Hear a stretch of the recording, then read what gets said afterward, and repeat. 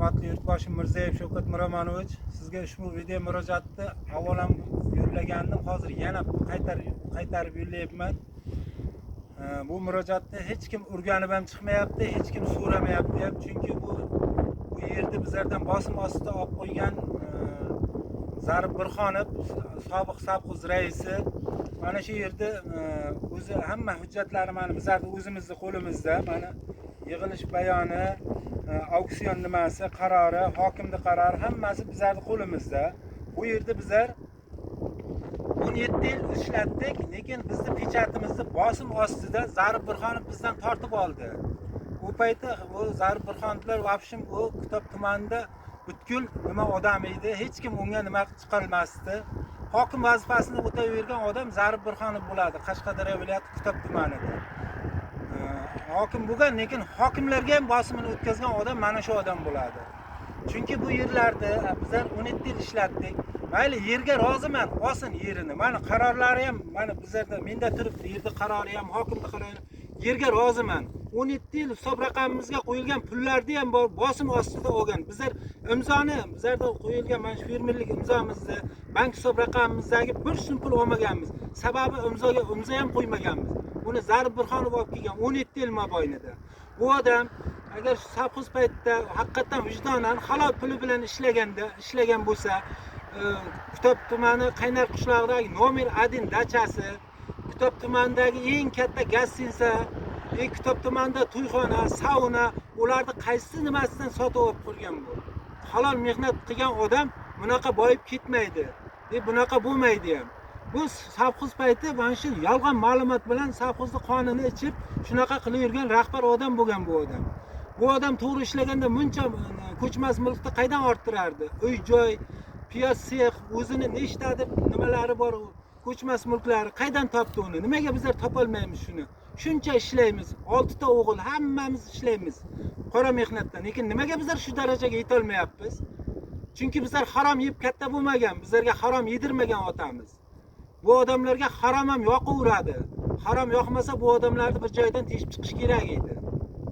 Mana yerda 10 yilga Kitob tuman sobiq prokurori bizlarga shartnoma qilib beruvdi. Mana shartnomasi Zarib Burxonov 10 yilga beruvdi. Solig'ini ham o'z vaqtida to'layman, hamma aytilgan majburiyatlarni pillasigacha boqaman. Lekin nimaga yerni yana qaytarib zaxiraga mendan so'ramasdan olib qo'yyapti, zaxiraga beryapti? Zarib Burxonov bilan bitta nimada ishlayotgan qishloq xo'jaligi. Qishloq xo'jaligi Zarib Burxonovga qaram ishlaydi. Bo'lmasam qo'ymaydi ular. Qishloq xo'jaligida ham Zarib Burxonovga nima qaram bo'lib ishlaydiganlari bor. Qishloq xo'jaligi ham bu nimaga nol.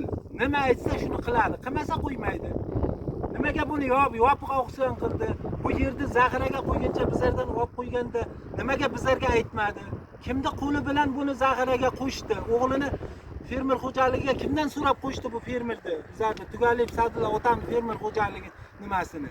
Hech kimdan so'ramadi, chunki bu odam kuch odam. Bu bilan halola odam surishmaydi. Men surishaveraman, chunki meni yo'qotaydigan narsam ham yo'q, nimam ham yo'q. Bo'ldi, bu bilan surishdan men charchadim. Endi shu sababli muhtaram prezident sizga murojaat yo'llayapman. Qani buni so'raydigan prokuror qani? Hokimiyat qani buni so'raydigan? Qishloq xo'jaligi o'ylayki, uni so'ralmaydi. Qishloq xo'jaligi botib bo'lgan. Chunki unga muttaham yopiq auksion qilib o'g'lini nimasiga qo'shib yuborgan. Nimaga bizlardan so'ramaydi? Qo'shilish imzomiz qani bizlarga? Zarib Burxonovning o'g'liga qo'shilsin yo qo'shilaman degan qaror yo imzomiz qani bizlarda? Nimaga bizlarga hokimiyatga borsak yashiradi? Imzoni kim qo'ygan bizlarni bu 6 gektar yerimizni qo'shib yuborgan? Kimdan so'rab qo'shgan? Mana 6 gektar yerda hamma hujjatlari menda turibdi. Bu yerda bu olyapti-daki qo'shib olib, borib zaxiraga topshirib, dokumentlarni arxivga tashab kelyapti, viloyat arxiviga. Men viloyat arxividan olib kelyapman bu yerda. Necha yil ishlatgan bo'lsak, 17 yil ishlatgan bo'lsak, bir so'm bankdan pul olganimiz yo'q. Hammasini Zarib Burxonov o'zi olib qo'ydi. Olamiz desak bizlarga bosim o'tkazdi bu odam. Lekin bu odam so'raydigan prokuror, hokimiyat, qolgan katta tashkilotlar qana shug'ullanadigan? Yo'q. Bu odam bilan shug'ullanolmaydi. Bizlar charchadik bu odamdan-da. Bu odamda agar shu so'raydigan odam bo'lsa, nimaga shuncha nimalarni so'ramaydi? Yerni soliqlarini ham to'lamaydi. 60 million, 70 million qarz bor. Nimaga so'ramaydi? Shu yil 1 million 700 ming qarz bo'ldi, majburiy ijroga o'tkazib berdi. to'ladim uni majburiy ijroga borib. Kvitantsiyalarim uyda o'tirib. Nimaga bu odamni hech kim sudga ham bermaydi, majburiy ijroga ham bermaydi? Nimaga bu odam shunchalik zo'rmi? Men bu odamdan mayli kimlardir qo'rqar, men qo'rqmayman, yo'qotaydigan narsam yo'q. Bugun bo'lmasa erta bo'lmasa undan baribir o'lamiz. Hamma o'ladi. Mayli qo'lidan kelsa o'ldiryarsin. Men bu odam bilan dakansa surishaman, oxirigacha boraman. Chunki bu odamdan muttahamchilik joyim yo'q. Bu odam mendan muttaham bo'lishi mumkin. 17 yil bizlarni bankdagi pulni olib qo'ygan. Lekin men muttaham emasman. So'ramaydi, prokurorga borsa ham nima qilmaydi, tinglamaydi, boshqa joyga borsa ham. Nimaga? Sabab men o'sha nimani oxiriga yetmoqchiman, muhtaram prezidentim. Taftish o'tkazsa, respublikada odam kelsadagi buni so'rasa.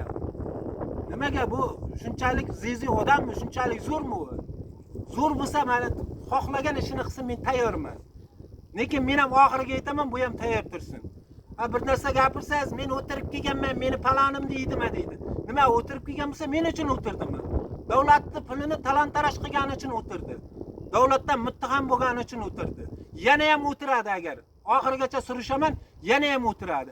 Men 80 dan o'tganman, meni nima qilalaydi deydi. Nima 80 dan o'tganga qonun yo'qmi, muhtaram prezidentim? Nima shunchalik nima bo'lib ketdimi? Davlat shunga qoldimi? Men sizdan iltimosim, mana shu narsani menga prokuror yo'lmasam respublikadan odam jo'natsangizda bir buni daromadini, buni qilgan ishlarini taftish o'tkazib bitta hisob-kitob qilib bersa. Ayli agar men yolg'on ma'lumot berayotgan bo'lsam, jinoyatga tayyorman. Qanaqa jinoyat turi bo'lsa, tortilishiga tayyorman. Bemalol ish qo'zg'aversin. Agar shuni yolg'on ma'lumot berayotgan bo'lsam, qo'limda hujjatlarim bor, hokimning qarorigacha bor. Kim so'rayapti? Hech kim so'ramaydi. Bunaqa chiqin muttaham boylar ko'payib ketdi hozir. Kambag'alni molini talon-taroj qiladigan qo'shtirnoq ichidagi boylar. Boy bo'lsa kambag'al bilan surishadimi? Nimamiz bor bizlarda?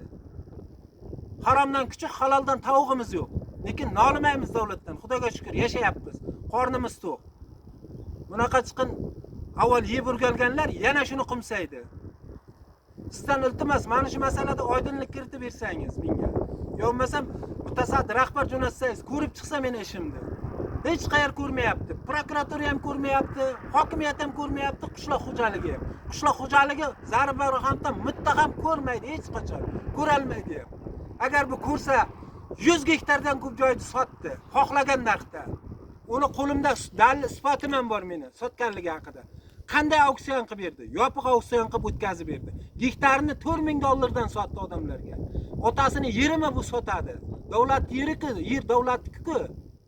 Sobiq savxoz payti 100 gektardan ko'p yerni olib, zaxiraga qo'yib, o'sha yerlarni hozirgacha sotib kelyapti. Qani buni so'raydigan rahbar? Hech kim so'ramaydi. O'zingiz kelib so'ramasangiz, Kitob tumanida viloyatda ham so'raydigan yo'q bu odamni.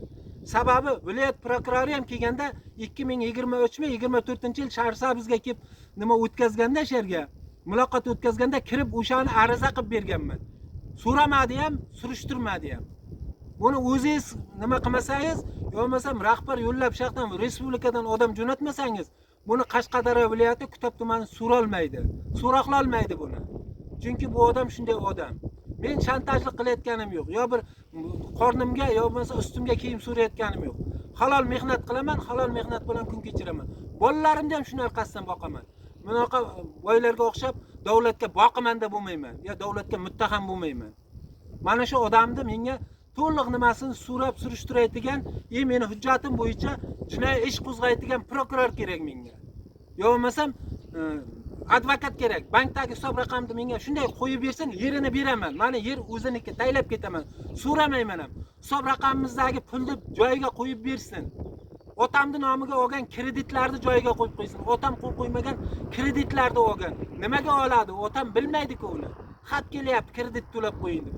Nimaga bizlar shunchalik undan muttahamizmi yo qo'rqib yashaymizmi? Qo'rqib yashash bo'ldi, u davr ketdi endi. Zo'r bo'lsa o'ldirsin, tayyorman men hamma narsaga. Kamkuch bo'lsa, kesindagi mendan kechirim so'rasin.